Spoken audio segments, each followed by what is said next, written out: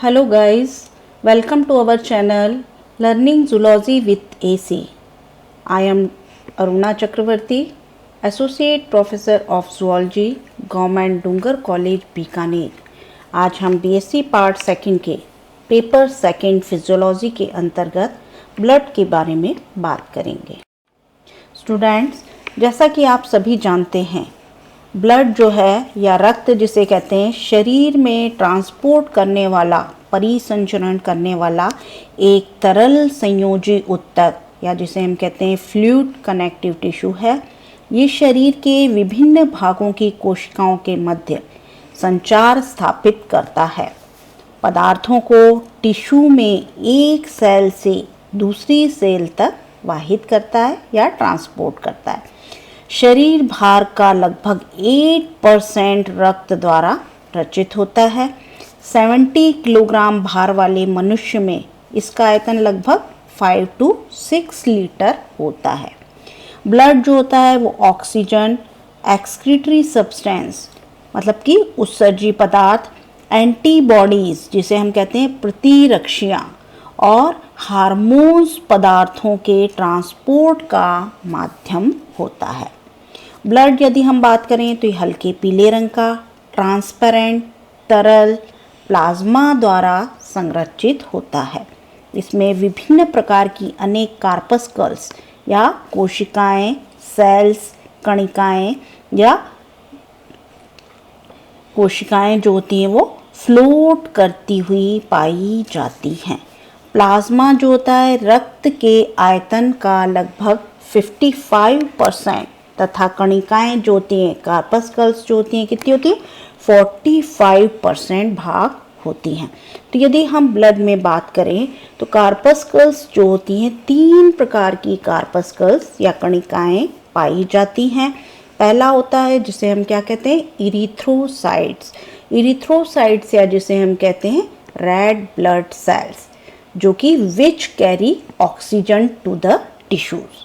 Second जो होती हैं जिन्हें हम कहते हैं ल्यूकोसाइट्स या white blood cells. White blood corpuscles जो होती हैं विच फाइट इन्फेक्शंस। और थर्ड जिसे हम कहते हैं ब्लड प्लेटलेट्स, जो कि smaller cells that help blood to clot. तो ये 3 प्रकार की corpuscles, erythrocytes, leucocytes and blood platelets. Next हम बात करेंगे ब्लड कंडीशंस। सबसे पहले हम बात करेंगे हीमोरेज या bleeding. Blood leaking out of blood vessels में be obvious as from a wound penetrating the skin. Internal bleeding such as into the intestine or after a car accident may not be immediately apparent. Next, hematoma, a collection of blood inside the body tissue. Internal bleeding often causes a hematoma. Next, leukemia, a form of blood cancer in which white blood cells multiply abnormally and circulate through the blood. The abnormal white blood cells make getting sick from infections easier than normal. Now, multiple myeloma, a form of blood cancer of plasma cell similar to leukemia. Anemia, kidney failure and high blood calcium levels are common in multiple myeloma. Now, lymphoma, a form of blood cancer in which white blood cells multiply abnormally inside lymph nodes and other tissues. The enlarging tissues and disruptions of blood functions can eventually causes organ failure. Now, anemia, an abnormally low number of red blood cells in the blood. Fatigue and breathlessness can result, although anemia often causes no noticeable symptom. Now, hemolytic anemia, Anemia caused by rapid bursting of large number of red blood cells, that is hemolysis. An immune system malfunction is one cause. Now, hemochromatosis, a disorder causing excessive level of iron in the blood. The iron deposit in the liver, pancreas and other organs, causing liver problem and diabetes. Sickle cell disease, a genetic condition in which white red blood cells periodically lose their proper shape, appearing like sickles rather than disc. The deformed blood cells deposit in tissues, causing pain and organ damage. Now, bacteremia, bacterial infection of the blood. Blood infections are serious and often require hospitalization and continuous antibiotic infusion into the vein. Now, malaria, infection of red blood cell by Plasmodium, a parasite transmitted by mosquitoes. Malaria causes episodic fevers, chills and potentially organ damage. Now, thrombocytopenia, abnormally low number of platelets in the blood. Severe thrombocytopenia may lead to bleeding. Leukopenia, abnormally low number of white blood cells in the blood. Leukopenia can result in difficulty fighting infections. Disseminated intravascular coagulation, that is DIC, an uncontrolled process of simultaneous bleeding and clotting in very small blood vessels. DIC usually result from severe infections or cancer. Now, hemophilia, an inherited genetic deficiency of certain blood clotting protein. Frequent or uncontrolled bleeding can result from hemophilia. Hypercoagulable state. Numerous conditions can result in the blood being prone to clotting. A heart attack, stroke or blood clots in the legs or lungs can result. Polycythemia, abnormally high number of red blood cells in the blood. Polycythemia can result from low blood oxygen level or may occur as a cancer-like condition. Deep venous thrombosis, that is DVT, a blood clot in a deep vein, usually in the leg. DVTs are dangerous because they may become dislodged and travel to the lungs, causing a pulmonary embolism. Now, myocardial infarction, commonly called a heart attack. Myocardial infarction occurs when a sudden blood clot develops in one of the coronary arteries which supply blood to the heart. Now we discuss general function of blood या रक्त के बारे में बात करें तो शरीर में अनेक महत्वपूर्ण कार्य वाइटल फंक्शन परफॉर्म करता है, इसीलिए इसे हम क्या कहते हैं, रिवर ऑफ लाइफ, जीवन की नदी भी कहते हैं।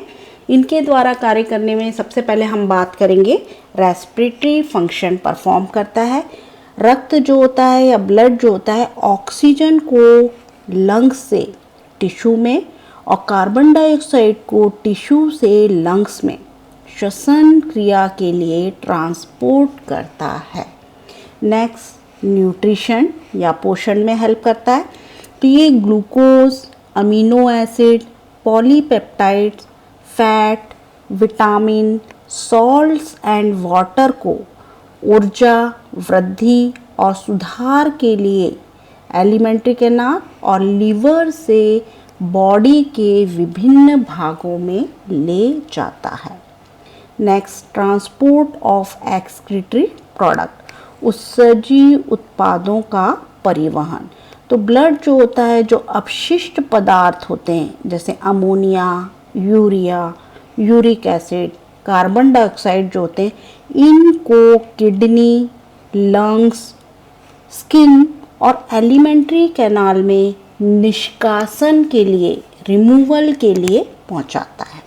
Next, maintenance of pH, pH का मेंटेनेंस करने के लिए तो प्लाज्मा में उपस्थित जो प्रोटीन होते हैं और विभिन्न खनिज आयंस जो होते हैं वो ऑस्मोटिक बैलेंस, पीएच बैलेंस और बफर क्षमता को मेंटेन करते हैं। नेक्स्ट है regulation of body temperature.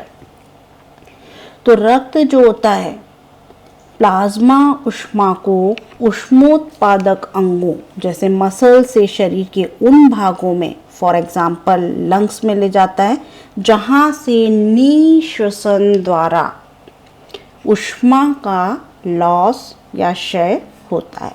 Next, protection और डिफेंस, मतलब कि रक्षण में। तो एंटीबॉडीज एंड श्वेताणुओं या जिसे हम कहते हैं ल्यूकोसाइट्स, तो प्रतिरक्षियों और ल्यूकोसाइट की सहायता से ब्लड जो होता है शरीर के फॉरेन एजेंट्स या जिसे हम कहते हैं विदेशी कर्मकों के हानिकारक प्रभाव को न्यूट्रल करने का कार्य करता है। नेक्स्ट जो होता है इसका, prevent blood loss through haemorrhage, तो रक्त स्त्राव से रक्षा। तो प्लाज्मा में उपस्थित जो होते हैं विभिन्न फैक्टर्स जो होते हैं ब्लड क्लॉटिंग में भाग लेकर हीमोरेज से, हीमोरेज या जिसे हम कहते हैं रक्त स्त्राव से रक्षा करते हैं। तो इसके अलावा जो होते हैं ब्लड जो होता है हार्मोन्स, विटामिन्स, खनिज जो होते हैं इनके डिस्ट्रीब्यूशन अपेक्षित स्थानों तक करते हैं। वाटर्स बैलेंस का कार्य करते हैं, रेगुलेशन ऑफ वाटर बैलेंस रक्त प्लाज्मा द्वारा किए जाते हैं। तो इस तरह से यदि हम ब्लड के फंक्शन की बात करें तो supply oxygen to the tissue, supply nutrients such as glucose, amino acid, fatty acid. Next, removal of waste such as carbon dioxide, urea, lactic acid.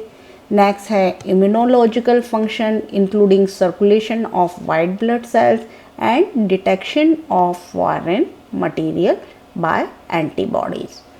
Coagulation, the response to a broken blood vessels, the conversion of blood from a liquid to semi-solid gel to stop bleeding.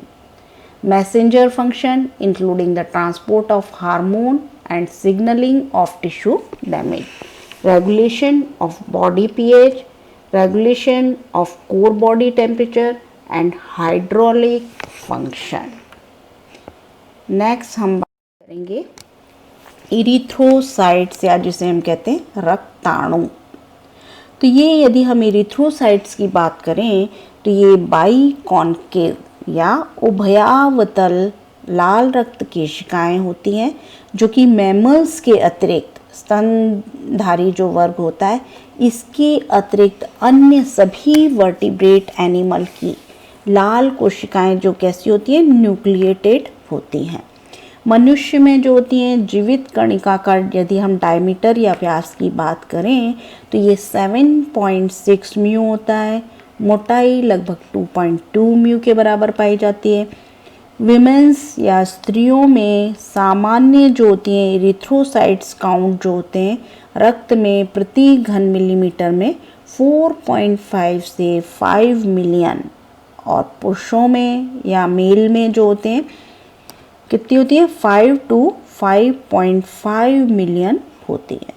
तो single कणिका यदि हम एकल कणिका का रंग देखें तो ये हल्का पीला रंग का होता है, लेकिन जब ये ग्रुप्स में इकट्ठे हो जाती हैं तो हीमोग्लोबिन के कारण ये क्या होती है लाल रंग की दिखाई देती हैं। इरिथ्रोसाइट जो होती हैं एक वसा प्रोटीन कॉम्प्लेक्स द्वारा निर्मित पतली पेरिफेरल मेम्ब्रेन द्वारा सराउंडेड होती है। मनुष्य में जो होती हैं इरिथ्रोसाइट्स का यदि हम लाइफ स्पान की बात करें, जीवन अवधि की बात करें, तो 120 डेज होती है। हीमोग्लोबिन, हीमोग्लोबिन जो कि रेस्पिरेटरी पिगमेंट होता है। हीमोग्लोबिन पिगमेंट की उपस्थिति के कारण क्या होता है, इरिथ्रोसाइट्स जो होती हैं वो लाल रंग की होती हैं, जो कि रेस्पिरेटरी पिगमेंट है, जो कि कॉम्प्लेक्स प्रोटीन होता है, जिसमें मुख्य जो कंपोनेंट क्या होता है, आयरन होता है। हीमोग्लोबिन का प्रोटीन भाग जो होता है वो ग्लोबिन, हिस्टोन यौगिक जो होता है वो आयरन प्रोटोपोरफायरिन 9 से संयुक्त होता है। आयरन प्रोटोपोरफायरिन 9 जो होता है रिड्यूस्ड हीम कहलाता है, अपचयित हीम कहलाता है, क्योंकि हीमोग्लोबिन में आयरन की वैलेंसी 2 होती है। हीमोग्लोबिन में यौगिकों की विशेषताओं में अद्वितीय विशेषता पाई जाती है, जो कि एक रिवर्सिबल रूप से ऑक्सीजन से जुड़ना। तो लगभग 1 ग्राम हीमोग्लोबिन 1.36 सीसी ऑक्सीजन से जुड़ सकती है। हीमोग्लोबिन में होने वाले रासायनिक परिवर्तन जो होते हैं, ये रासायनिक परिवर्तन इसकी इस विशेषता को कम करते हैं। यदि हम ऑक्सी हीमोग्लोबिन के बारे में बात करें, तो ऑक्सी हीमोग्लोबिन को हम HbO2 से रिप्रेजेंट करते हैं। हीमोग्लोबिन जो कि Hb से रिप्रेजेंट करते हैं, ऑक्सीजन जिसे O2 से रिप्रेजेंट करते हैं। तो ये हीमोग्लोबिन प्लस ऑक्सीजन कंबाइन करके ऑक्सी हीमोग्लोबिन HbO2 बनाते हैं। और ऑक्सी हीमोग्लोबिन जो होता है हीमोग्लोबिन का ऑक्सीकृत रूप होता है। नेक्स्ट हम बात करेंगे रिड्यूस्ड हीमोग्लोबिन या अपचयित हीमोग्लोबिन। तो हीमोग्लोबिन जो होता है विलयन के साथ में संतुलित अवस्था में ऑक्सीजन का आंशिक दबाव कम करने से हीमोग्लोबिन प्राप्त किया जा सकता है। नेक्स्ट मिथाइमोग्लोबिन। मिथाइमोग्लोबिन जो होता है ऑक्सी हीमोग्लोबिन या अपचयित हीमोग्लोबिन के फेरिसाइड की उपस्थिति में ऑक्सीडेशन द्वारा बनाया जाता है। यह यौगिक जो होता है मॉलिक्यूलर ऑक्सीजन से जोड़ने में असमर्थ होता है। कुछ ऑक्सीकारकों की उपस्थिति के कारण यह क्या होता है, रक्त में प्रेजेंट होते हैं। Next carboxy haemoglobin HbCO। जीओ में हीमोग्लोबिन के कार्बन मोनोऑक्साइड के संपर्क में आने पर कार्बोक्सी हीमोग्लोबिन बनता है। ये ऑक्सीजन की तुलना में 200 गुना अधिक मजबूत यौगिक बनाता है। नेक्स्ट है साइन मिथाइलमोग्लोबिन। तो साइन मिथाइलमोग्लोबिन जो होता है हीमोग्लोबिन के साइनाइड के साथ में जुड़ने के कारण बनता है। नेक्स्ट हम बात करेंगे मेटाबॉलिज्म ऑफ हीमोग्लोबिन। तो हीमोग्लोबिन जो होता है आहार के प्रोटीन और आयरन की सहायता से बना हुआ होता है। पोरफायरिन रिंग में ग्लोबिन और नाइट्रोजन के लिए ग्लाइसिन और अन्य अमीनो एसिड्स जो होते हैं इनमें पाए जाते हैं। अकार्बनिक आयरन जो कि आहार और शरीर द्वारा प्रदान किया जाता है, सीधे हीम में परिवर्तित नहीं हो सकता है। तो पोरफायरिन का निर्माण जो होता है एसीटेट और ग्लाइसिन के द्वारा होता है। आयरन युक्त प्रोटीन जो होता है साइडेरोफिलिन कॉपर के महत्वपूर्ण सहयोग से आयरन की संयुक्तता उत्प्रेरित होती है और हीम निर्माण की पूर्ण अभिक्रिया अभी तक ज्ञात नहीं है। नेक्स्ट हम बात करेंगे एनीमिया। एनीमिया जिसे हम कहते हैं अरक्तता, इसमें हीमोग्लोबिन जो होता है प्रति यूनिट आयतन रक्त की मात्रा में कमी आती है, जिससे रक्त की ऑक्सीजन ट्रांसपोर्ट करने की शक्ति कम हो जाती है। मेल्स में, पुरुषों में हीमोग्लोबिन सामान्य मात्रा यदि हम देखी जाए तो 15.9 ग्राम प्रति 100 मिलीलीटर रक्त में पाई जाती है, जबकि महिलाओं में 12 ग्राम प्रति 100 मिलीलीटर रक्त पाई जाती है।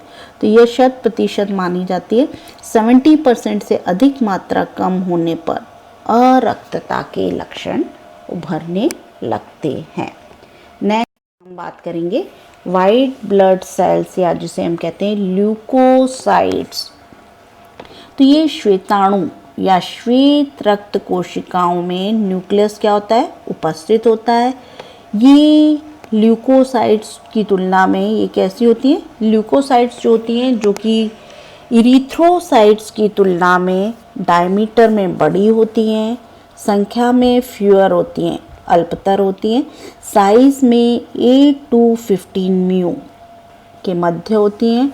रक्त के प्रति घन मिलीमीटर में इनकी औसत संख्या जो होती है वो 6000 से 10,000 के मध्य होती है।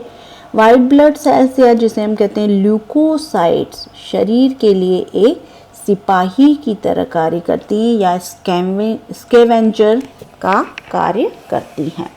तो यदि हम टाइप्स ऑफ ल्यूकोसाइट्स की बात करें तो ये मानव रक्त में, मनुष्य में, ह्यूमन बीइंग में 5 प्रकार की ल्यूकोसाइट्स पाई जाती हैं। लिम्फोसाइट जो कि 26% होती हैं, इन्हें हम लसिकाणु कहते हैं। मोनोसाइट जो कि 6% पाई जाती हैं, इन्हें हम एक केंद्रकाणु कहते हैं। इओसिनोफिल जो कि 2.8% पाई जाती हैं, ये हम इओसिन रंजी कहते हैं। बेसोफिल जो कि 0.2% पाई जाती हैं, इन्हें हम क्षारक रंजी कहते हैं। और न्यूट्रोफिल या जिसे हम कहते हैं उदासीन रंजी जो कि 65% पाई जाती हैं। तो मोनोसाइट का डायमीटर जो होता है 25 म्यू होता है। दूसरी ओर छोटी लिम्फोसाइट्स प्राय लगभग 8 म्यू डायमीटर के होते हैं। न्यूट्रोफिल्स, इओसिनोफिल और बेसोफिल, न्यूट्रोफिल, इओसिनोफिल और बेसोफिल जो होती हैं ये ग्रैन्युलर होती हैं, तो इन्हें हम कहते हैं ग्रैन्युलर ल्यूकोसाइट्स या ग्रैन्युलोसाइट्स कहते हैं। लिम्फोसाइट्स और न्यूट्रोसिल्स जो होते हैं लिम्फ नोड या टॉन्सिल में निर्मित होते हैं। ग्रैन्युलर ल्यूकोसाइट्स या जिसे हम कहते हैं ग्रैन्युलोसाइट्स का लाइफ स्पैन जो बात करें, जीवन अवधि जो होती है 10 दिनों से कम होती है, जबकि लिम्फोसाइट्स जो होते हैं 15 घंटों से भी कम समय जीवित रहती हैं। और मोनोसाइट्स जो होती हैं इनके लाइफ स्पैन के बारे में अभी तक ज्ञात नहीं है। हम बात करेंगे ब्लड प्लेटलेट्स या जिसे हम कहते हैं थ्रोम्बोसाइट्स। तो ब्लड प्लेटलेट्स जो होती हैं जो कि ब्लड क्लॉटिंग से संबंधित होती हैं, प्रोटोप्लाज्मिक प्रोसेस के डिटैच टिप्स के रूप में उत्पन्न बिना केंद्रक की सेल्स थ्रोम्बोसाइट्स या प्लेटलेट्स कहलाती हैं। तो ये प्लेटलेट्स जो होती हैं बेसिकली जो होती है क्लॉटिंग में हेल्प करती हैं, है ना। दूसरा जो होता है इनमें रक्त के 1 घन मिलीमीटर में इनकी संख्या क्या होती है 3 लाख से 6 लाख तक होती है। ब्लड कोगुलेशन की महत्वपूर्ण क्रिया संपन्न करने के लिए इनमें प्रोथ्रोम्बिन को थ्रोम्बिन में कन्वर्ट करने हेतु विशेष पदार्थ जो होते हैं इनमें उपस्थित होते हैं। नेक्स्ट हम बात करेंगे प्लाज्मा। तो रक्त जो होता है, ब्लड जो होता है, इसका द्रव्य भाग या लिक्विड पार्ट जो होता है जो कि कुल रक्त का, कुल ब्लड आयतन का 55% भाग बनाता है। और ये भाग जो होता है कणिका रहित होता है, इससे हम क्या कहते हैं प्लाज्मा कहते हैं। हल्के पीले रंग का स्ट्रॉ कलर्ड और पेल येलो, 91% जल और 9% क्या होते हैं सॉलिड सब्सटेंस से मिलकर बना होता है। और ये सॉलिड सब्सटेंस क्या होते हैं प्लाज्मा प्रोटीन। प्लाज्मा प्रोटीन की हम बात करें तो ये सॉलिड सब्सटेंस जो होते हैं 9% में से 7% जो होते हैं प्लाज्मा प्रोटीन होते हैं। प्लाज्मा में पाए जाने वाले प्रोटीन जो होते हैं 3 प्रकार के होते हैं, एल्ब्यूमिन, ग्लोब्यूलिन और फाइब्रिनोजन। एल्ब्यूमिन जो होते हैं 4.2%, ग्लोब्यूलिन जो होते हैं 2.5% और फाइब्रिनोजन 0.3% पाए जाते हैं। एल्ब्यूमिन और ग्लोब्यूलिन जो होते हैं प्लाज्मा के कुल प्रोटीन भाग का आधे से अधिक भाग एल्ब्यूमिन होता है। अपनी सॉल्युबिलिटी और कम मॉलिक्यूलर वेट और कम आइसोइलेक्ट्रिक गुणों के कारण प्लाज्मा जो होता है एल्ब्यूमिन और ग्लोब्यूलिन से भिन्न होती है। ग्लोबुलिन पार्ट जो होता है वो इलेक्ट्रोफोरेसिस क्रिया द्वारा विभिन्न भागों में बांटा जा सकता है। नेक्स्ट हम बात करेंगे फाइब्रिनोजन की। तो अमोनियम सल्फेट द्वारा ग्लोबुलिन भाग में हाफ सैचुरेशन से उत्पन्न फाइब्रिनोजन प्लाज्मा प्रोटीन का हिस्सा बनाता है। ब्लड कोagulation में फाइब्रिन के निर्माण से संबंधित होने के कारण इसका विशेष महत्व होता है। फाइब्रिनोजन जो होता है वो प्लाज्मा प्रोटीन का 4% भाग होता है और इसका मॉलिक्यूलर वेट 4 लाख से 5 लाख तक हो सकता है। फाइब्रिनोजन जो होता है एक एंजाइम थ्रोम्बिन की क्रिया द्वारा फाइब्रिन में कन्वर्ट होता है। नेक्स्ट हम function of the plasma protein की बात करें तो प्लाज्मा प्रोटीन जो होता है व्यक्तिगत कार्यों के अलावा सामान्य कार्य भी करते हैं, जिनके आधार पर ये पोषक, बैलेंसर और ट्रांसपोर्टर कहलाते हैं। तो विपल और कोवर्कर्स उनके कार्यों के आधार पर प्रोटीन जो होता है पोषक रूपी कार्य करता है। उनके अनुसार जो होते हैं फास्टेड एनिमल या उपवासी जीव जो होते हैं उनमें नाइट्रोजिनस सब्सटेंसेस, नाइट्रोजन नीड जो होती है वो सेम स्पीशीज के अन्य जीव द्वारा निर्मित प्रोटीन के अंतःशिरा इंजेक्शन द्वारा पूर्ण की जा सकती है। प्लाज्मा प्रोटीन जो होते हैं विभिन्न खनिज ion, osmotic balance, pH balance और बफर पावर को मेंटेन करते हैं। एल्ब्यूमिन प्रोटीन जो होते हैं कुल प्रेशर का 80% स्वयं वहन करते हैं। 1 ग्राम प्रोटीन, 1 ग्राम जो प्लाज्मा एल्ब्यूमिन जो होता है लगभग 20 मिलीलीटर जल रक्त में रखने के लिए रिस्पॉन्सिबल होता है। प्रोटीन जो होता है वो स्वतंत्र अमीनो और कार्बोक्सिलिक समूह की उपस्थिति के कारण अम्ल और क्षार दोनों रूपों में विलायक की प्रकृति के आधार पर कार्य करते हैं। तो ये लिपिड के साथ में लाइपोप्रोटीन बनाते हैं, जल में अघुलनशील होते हैं, घुलते नहीं हैं। इस प्रकार ये कुछ पोषक तत्व, मेडिसिन और महत्वपूर्ण आवश्यक पदार्थ जो होते हैं शरीर से ट्रांसपोर्ट करते हैं। तो स्टूडेंट्स यदि हम फंक्शन ऑफ प्लाज्मा में प्रोटीन की बात करें, प्लाज्मा प्रोटीन के फंक्शंस या कार्य की बात करें तो osmotic function, buffer function, defensive function, blood clotting, blood viscosity, regulation of capillary permeability, transport and conservation of important element and source of amino acid for the tissue। तो students आज हमने ब्लड के बारे में बात की। नेक्स्ट क्लास में हम ब्लड कोagulation या रक्त स्कंदन के बारे में बात करेंगे। Thanks for watching.